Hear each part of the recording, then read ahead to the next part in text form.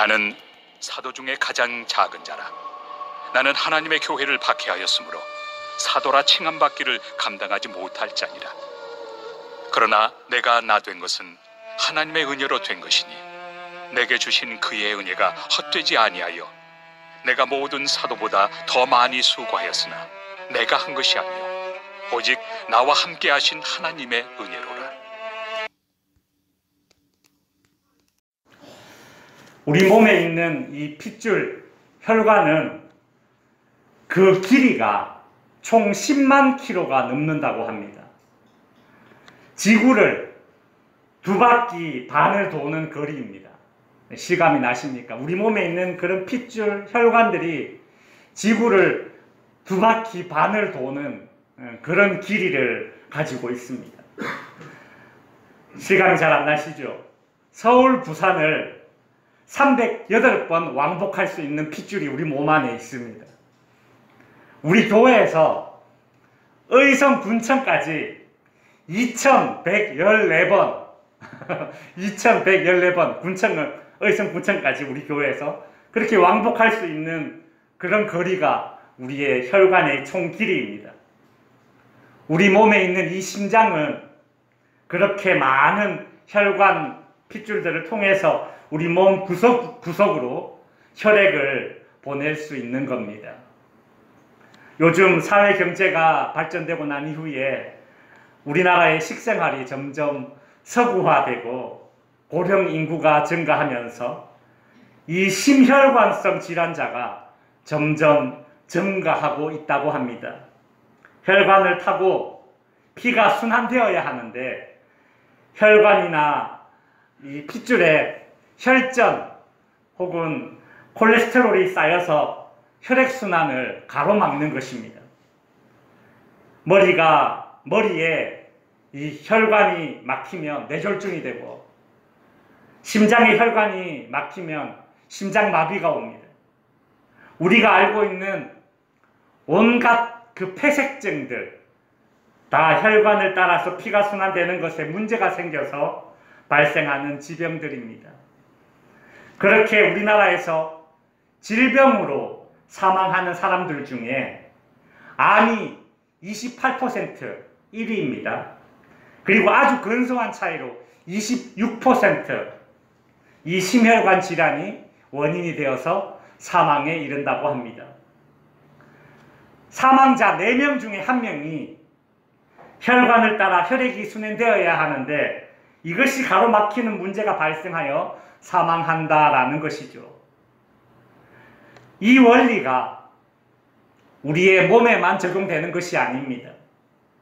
우리 몸에 있는 혈관을 따라서 혈액이 순환하는 것을 혈전이나 콜레스테롤 같은 것들이 가로막으면서 크고 작은 문제들이 발생하는 그런 육체적 원리가 있듯이 영적인 원리도 이와 비슷하다는 생각이 듭니다. 신앙생활 하면서 우리가 하나님께 받는 은혜를 받는 것을 가로막는 무엇이 있다라는 것이죠. 물론 하나님이 작정하시고 시행하시는 일은 인간이 결코 막을 수는 없습니다. 하나님이 은혜 베푸시기로 작정하여서 베푸는 것을 어찌 인간이 막겠습니까? 하나님이 우리에게 베푸시는 은혜를 가로막는 것들이라고 제가 말하는 이 엄밀한 뜻은 무엇인가 하면 좀 더 정확하게 표현하자면 하나님이 우리에게 베푼 은혜를 우리로 하여금 누리지 못하게 하는 것들이 있다라는 것이죠. 그 중에 첫 번째가 오늘 살펴볼 내용입니다. 무엇입니까?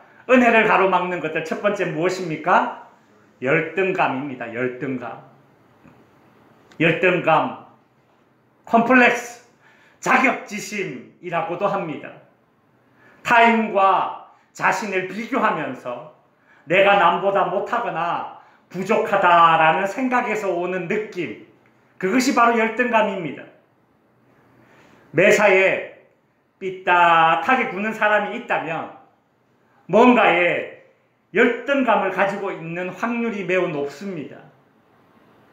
열등감은 상대방의 친절과 호의까지도 고지곳대로 받아들이지 못하고 굴곡된 시선으로 바라보게 만듭니다. 예전에 어떤 책에서 본 내용인데, 열등감이 사람을 어떻게 이제 망가뜨리나, 이제 그런 열등감의 그 문제를 지적하고 있는 그런 책이었는데, 한 여성이 등장합니다. 그 여성은 자신이 뚱뚱하다라는 그런 생각, 열등감에 사로잡혀 있었습니다.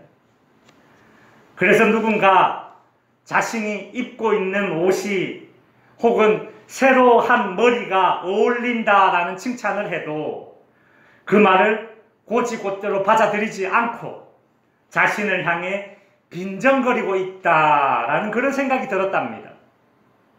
직장에서도 자신을 빼고 자기 동료들끼리 대화를 나누면서 웃고 있으면 그 웃음이 자신을 비웃고 있는 중이다라는 그런 생각이 들었답니다.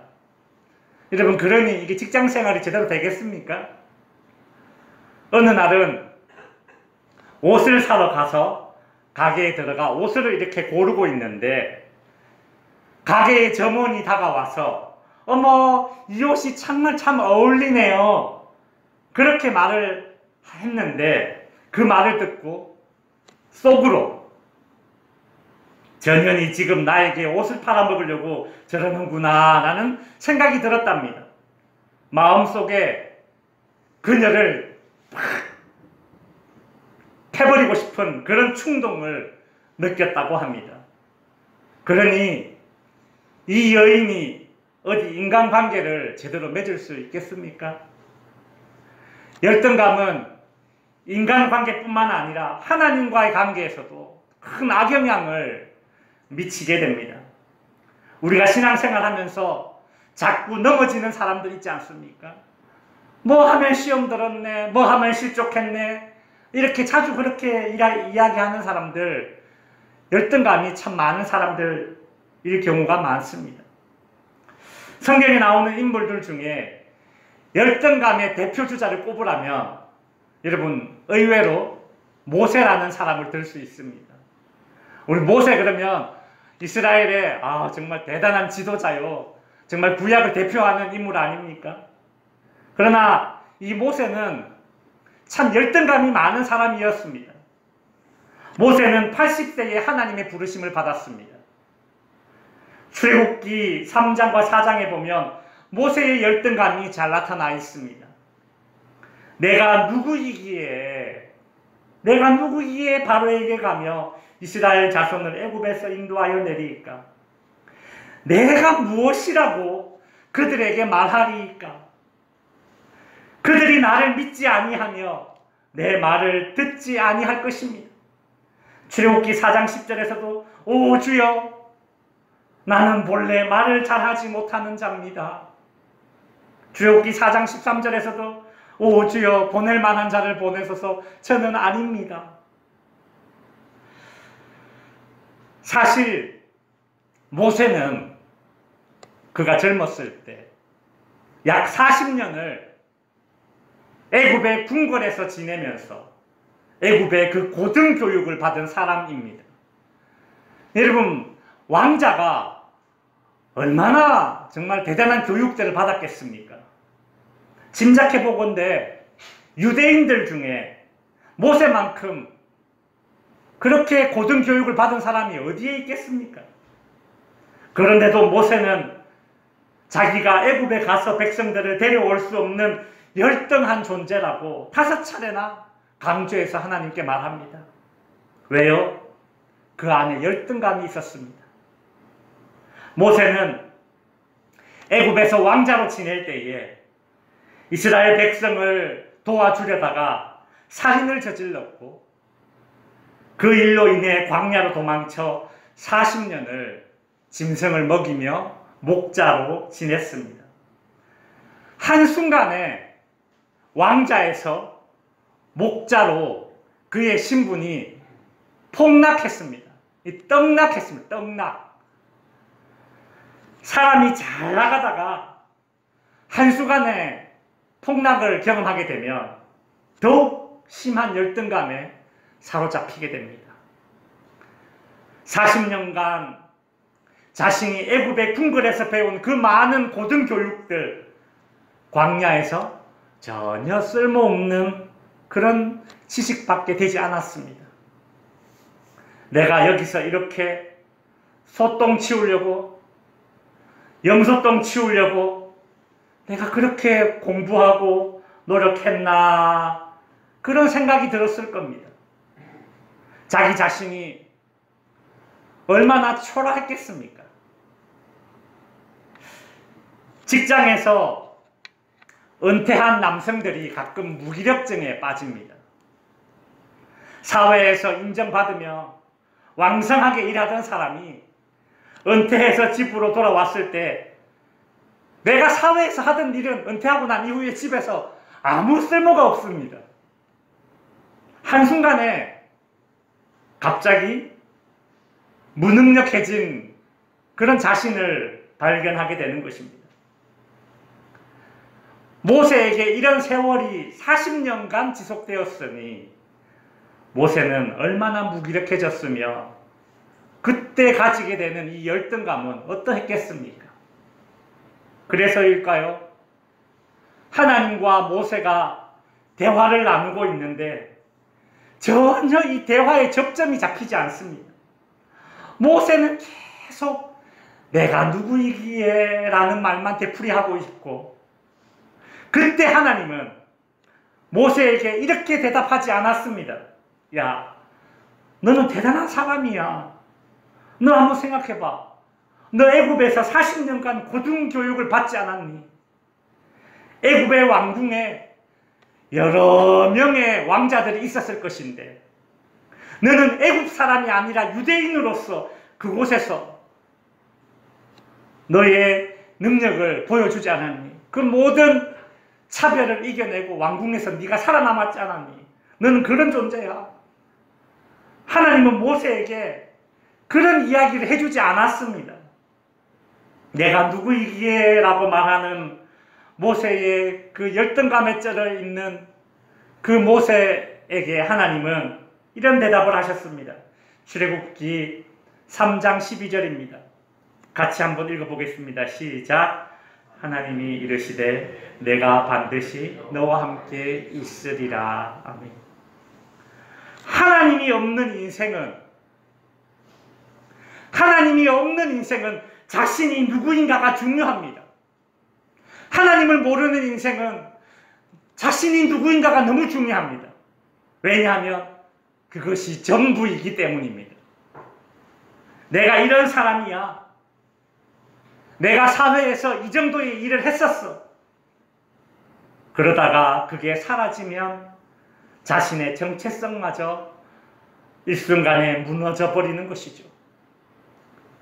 그러나 성도는 달라야 합니다.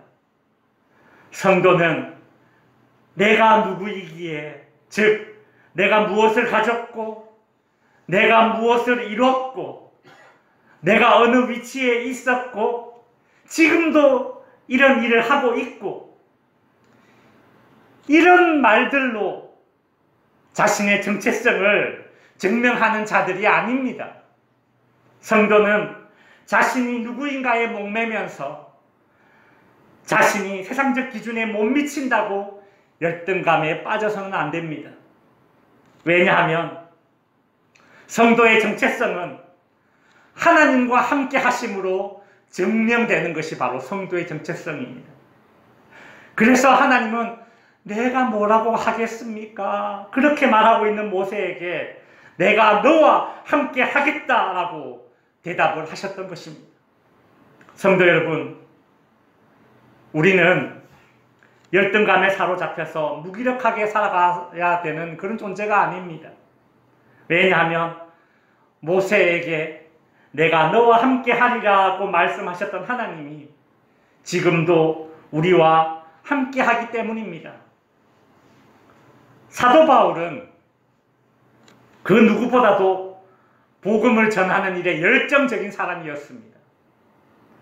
선교에 자신의 전 생애를 바쳤던 인물이지만 그도 알고 보면 열등감에 빠질 수밖에 없는 그런 조건에 처해 있었던 사람입니다. 오늘 본문에 보시면 바울은 자기 자신을 이렇게 소개하고 있습니다. 고린도전서 15장 9절 말씀에 보면 나는 사도 중에 가장 작은 자라. 나는 사도라 칭함을 받기를 감당하지 못할 자니라 라고 말하고 있습니다. 이 구절만 놓고 보면 바울은 아주 겸손한 사람이든가 아니면 심한 열등감에 젖어 있는 사람이든가 둘 중에 하나일 것입니다. 여러분, 바울이 회개하고 회심하고 처음 복음을 전하는 사역을 시작하게 되었을 때 그는 초대교회 구성원들에게 철저하게 외면당하고 인정받지 못했던 사람입니다. 처음 초대교회는 바울을 사도로 인정하지 않았습니다. 왜냐하면 초대교회에서 이 사도라는 이 호칭은 예수님이 살아생전에 예수님을 따라다니던 제자로서 예수님의 죽음과 부활을 목격하고 그 부활을 증거할 수 있는 사람, 이것이 첫 번째 조건이었고, 초대교회에서는 그 당시에 유대인들에게 복음을 전한다는 그런 조건이 충족되어야지만 사도라는 호칭을 가질 수 있었습니다. 그런데 여러분, 바울은 예수님이 살아생전에 예수님을 따라다녔던 12명의 제자에 포함되지도 않고 또한 유대인들에게 복음을 전했던 이 제자들과는 달리 이방인 중에 들어가서 이방인들에게 복음을 전하고 있었기 때문에 바울은 초대교회 초창기에는 사도로 인정받지 못했습니다. 그래서 성경의 고린도후서라든지 갈라디아서를 보면 초대교회 내에서 사도 바울의 이 사도권을 의심하고 비방하는 무리들이 많이 있었습니다. 어딜 가든 그런 사람들이 있습니다. 자신은 뺀질뺀질대면서 묵묵하게 성실하게 일하는 사람을 까내리는 그런 사람들이 직장 생활하다 보면 꼭 만나게 되죠. 그죠? 못된 심보를 가진 사람들입니다. 뭔가 삐딱한 심보를 가진 사람들입니다. 알고 보니 열등감을 가지고 있어서 그렇습니다. 여러분, 큰 교회에 가면 간혹 그런 사람들이 있습니다. 정말 순수하게 정말 충성 봉사하는 사람들이 있는데 그런 사람들을 보면서 잘한다, 격려해주면 얼마나 좋습니까? 근데 꼭 시기하는 사람들이 있습니다. 자기는 그렇게 충성 봉사할 자신은 없고 그래서 열심히 충성 봉사하는 사람들의 그 열심을, 그 의도를 왜곡시키죠. 저 봐라. 저 목사님한테 잘 보이려고 저런다. 저 극성을 뜨는 거 봐라. 이렇게 말합니다. 저 봐. 장로 되고 싶어서 안달이 났어. 돈 있다고 저 봐. 자랑질 한다. 자기만 충성하나? 자기만 봉사하나?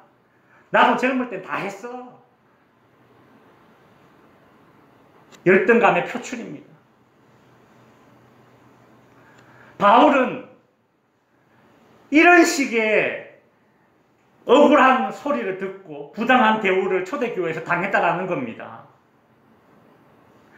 열심히 복음 전하고 정말 온 열정을 쏟고 있는데 그 바울을 향해서 초대교회에서는 시기하는 무리들이 있었고, 바울 네가 무슨 사도야, 그렇게 정말 무시하는 그런 발언들이 이 바울의 힘을 빠지게 만들었습니다.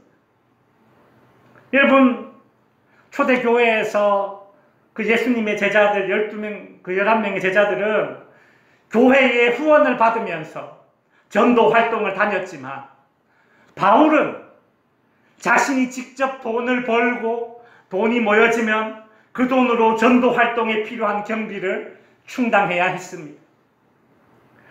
바울은 그 누구보다 열정적으로 복음을 전했지만 초대교회 안에서 주류가 아닌 비주류였고 아웃사이더였습니다. 그래서 오늘 본문 9절만 딱 놓고 보면 나는 사도 중에 가장 작은 자라, 나는 사도라 칭함을 받기를 감당하지 못할 자니라, 이 말은 바울이 열등감이 아주 많은 사람이라고 오해할 만한 그런 자기소개입니다. 저는 이 본문을 이렇게 읽어보면 바울이 자기 자신을 이렇게밖에 소개할 수 없는 초대교회 내에서의 바울의 입지가 상상을 되어져서 참 씁쓸한 자기소개서다라는 그런 생각도 한편으로 측은한 마음도 듭니다. 저는 얼마 전까지 매주 수요일, 목요일 밤 10시에 방영되는 이상한 변호사 우영우라는 드라마를 열심히 챙겨보았습니다. 이 드라마의 주인공 여성인데 자폐증, 자폐장애를 가지고 있는 이름이 우영우입니다. 이 여인이 이제 변호사가 되었는데 자폐증을 가지고 있는 변호사가 그 변호사로 하는 것이 이것이 쉽지 않죠. 그녀는 자폐장애를 가진 변호사로서 이 드라마에 보면 이제 처음 이제 변론을 하게 될 때 법정에 서서 이런 말을 하게 됩니다. 변호사 나와서 변호하세요. 이제 판사 그렇게 얘기하니까 이 변호사 우영우가 앞으로 딱 나와서 제일 처음 하는 말이 이 말이었습니다. 저는 자폐 스펙트럼 장애를 가지고 있어 여러분이 보시기에 말이 어눌하고 행동이 어색할 수 있습니다. 이 말을 합니다. 참 이 부분에서 저는 좀 마음이 좀 짠했습니다.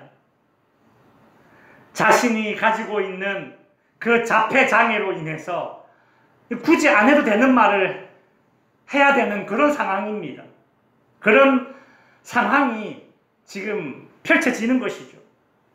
자폐 장애를 가지고 있기 때문에 세상에서 받아왔던 그런 차별과 편견들 때문에 어찌 보면 자신이 가장 힘든 사람이고 피해자들이지만 자기 자신을 스스로 변호하는 방식의 이런 자기소개를 할 수밖에 없는 그런 씁쓸한 자기소개입니다. 그런데 그녀는 자폐장애로 인한 열등감을 가질 수밖에 없는 그런 세상에 살면서도 그 열등감을 꿋꿋하게 이겨내고 이어서 자기소개를 이렇게 했습니다. 저는 자폐 스펙트럼을 가지고 있어 여러분이 보시기에 말이 어눌하고 행동이 어색할 수 있습니다. 하지만 법을 사랑하고 피고인을 존중하는 마음만은 어느 변호사와 다르지 않습니다. 변호인으로서 피고인을 도와 사건의 진실을 밝힐 수 있도록 최선을 다하겠습니다. 라고 그렇게 용기 있게 말했습니다. 자폐장애를 가졌기 때문에 어찌 보면 열등감을 가질 수밖에 없는 그런 상황에서도 그녀는 그 열등감에 젖어 있지 않고 꿋꿋하게 자신의 정체성을 찾아 나갑니다. 오늘 본문에 나오는 바울의 자기소개가 마치 이와 같습니다. 바울의 자기소개가 만일 우리가 읽었던 이 9절에서 끝났다면 바울이 열등감이 많은 사람이라고 할 수 있겠지만 바울의 소개는 9절에서 끝나지 않습니다. 9절에서 나는 사도 중에 지극히 작은 자라 라고 말했지만 10절에서 바울은 뭐라고 이야기하고 있습니까? 그러나 내가 나된 것은 하나님의 은혜로 된 것이니 오직 나와 함께 하신 하나님의 은혜로다 라고 말하고 있지 않습니까? 말씀을 마칩니다. 모세도 그렇고 바울도 그렇고 우영우도 그렇고 열등감을 가질 수밖에 없는 그런 사람들입니다. 어찌 보면 이 땅의 모든 인간들은 열등감이라는 감정을 가질 수밖에 없는 상황에 노출되어 있습니다. 세상은 끊임없이 다른 사람과 비교되는 나의 모습에 집중하게 함으로써 스스로 열등감에 빠지게 만듭니다. 이 열등감이 다른 사람과의 관계를 왜곡시키고 영적으로는 이 열등감이 하나님의 은혜를 가로막는 장애물이 되는 것입니다. 우리는 하나님의 은혜를 가로막는 이 열등감이라는 장애물을 치워내야 합니다. 하나님은 모세에게 애굽에서 도망친 나, 왕자에서 목자로 떡락한 나, 광야에서 짐승똥이나 치우고 있는 나, 그런 모습에 집중할 것이 아니라 하나님과 함께하는 나, 모세임을 깨닫도록 해주셨습니다. 바울은 누구보다 열심히 일하지만 사도로 인정받지 못하는 자기 자신에게 집중하지 않고 자신과 함께하는 하나님에게 주목하고 그것이 하나님의 큰 은혜임을 고백하였습니다. 성도 여러분, 우리는 열등감에 빠질 것이 아니라 하나님의 은혜에 빠져야 합니다. 세상 속에 나에 집중하지 마십시오. 세상 속에 나에 집중하다가 열등감에 빠지게 됩니다. 세상 속에 나에 집중하는 것이 아니라 하나님과 함께하는 나에 집중하여서 열등감을 이겨내고 하나님의 은혜의 강가에 젖게 되는 저와 여러분이 될 수 있기를 주님의 이름으로 축원드립니다.